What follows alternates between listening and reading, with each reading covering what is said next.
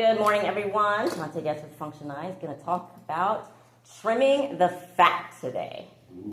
All right, and not in just life, but business. So when you say trimming the fat, what comes to mind? Losing weight. Okay.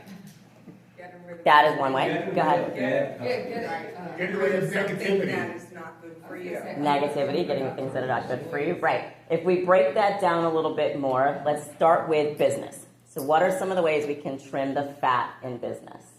Cut expenses. Cut expenses is one, yes, absolutely. So streamlining your efficient way of doing things. So whether it's outsourcing something that can allow you to be more productive in areas that help you grow, whether it's getting rid of employees that are dragging you down, that no longer need to be supported by you because they're not supporting your business, whether it is trimming down your location. How much are you wasting on overhead and rent? Can you be in a smaller facility? Can you go remote? We saw a lot of changes happen through COVID where people realized they didn't need to be in the office. And you're wasting so much time and resources going to places that you don't need to be. So can you work remotely? Can you come to a hybrid type of situation? You know, every business has different resources. Every business has different challenges. What are ways that you can trim them down to be more economical, to be more efficient, to be more productive? Those are the things we talk about trimming. How much time is wasted looking at emails and doing nothing about it? Right. We get a lot of chuckles with that one. Do you set out, say 9 to 10, I'm going to check emails, and you're surfing the web, or you're looking at TikTok and Instagram instead? How productive are you truly being with your time? Trimming the fat is getting rid of things that distract you.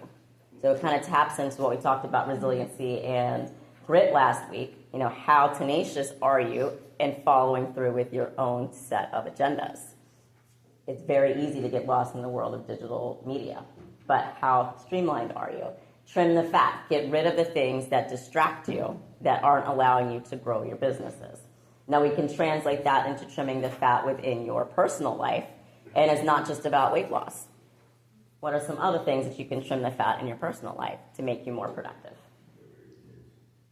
You said get rid of the kids?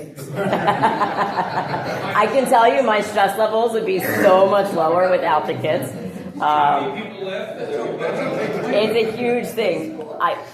We actually calculated the other day, we had 10 years and each kid is $1.2 million that we would be saving. But there you go. I digress.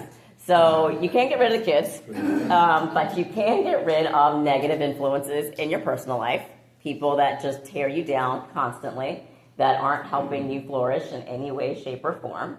You can trim down your expenses. What's actually necessary? You can be more financially responsible. Do you need to go to Starbucks every day? Do you need to go to Dunkin' every day?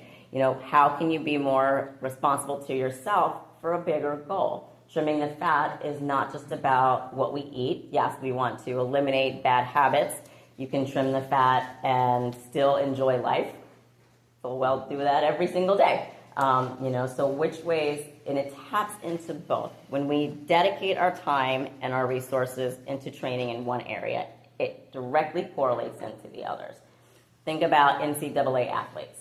Their demands are off the charts with what they have to do with school and sports and travel. They have some of the highest GPAs. If you look at the valedictorians of their school, if you look at the Heisman Trophy winners, you look at the Caitlin Clarks of the world, their GPAs are directly correlated with their level of performance, and that's because they're disciplined. They are trimming out all those extra baggages, trimming the fat so that they can be productive on the court and off the court. And you guys can too. So there you go. Trim the fat, everybody. Trim the fat.